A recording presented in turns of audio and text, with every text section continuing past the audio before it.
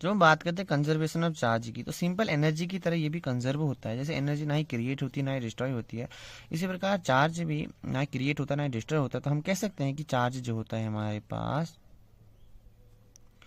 क्या होता है, कंजर्व होता है। चार्ज क्या होता है, कंजर्व होता है।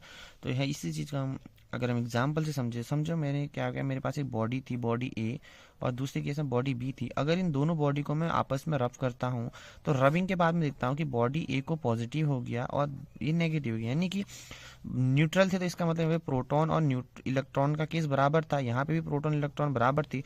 पर रबिंग करने के बाद यहाँ पर से कुछ इलेक्ट्रॉन ए ने बी को शेयर कर दी, तो यहाँ पे इलेक्ट्रॉन का अमाउंट ज़्यादा हो गया और यहाँ पे इलेक्ट्रॉन का अमाउंट कम हो गया। तो इस वजह से पॉजिटिव और नेगेटिव चार्ज का हम कह सकते हैं कि यहाँ पर क्या हुआ, इलेक्ट्रॉन का शेयर हुआ। तो यानी कि हम ओवरऑल कह सकते हैं कि चार्ज ना ही क्रिएट हुआ ना ही डिस्ट्रॉय हुआ, यानी कि चार्ज क्या होता है, डिस्ट्रीब्यूट होता है from one two another. This is the overall meaning of conservation of charge.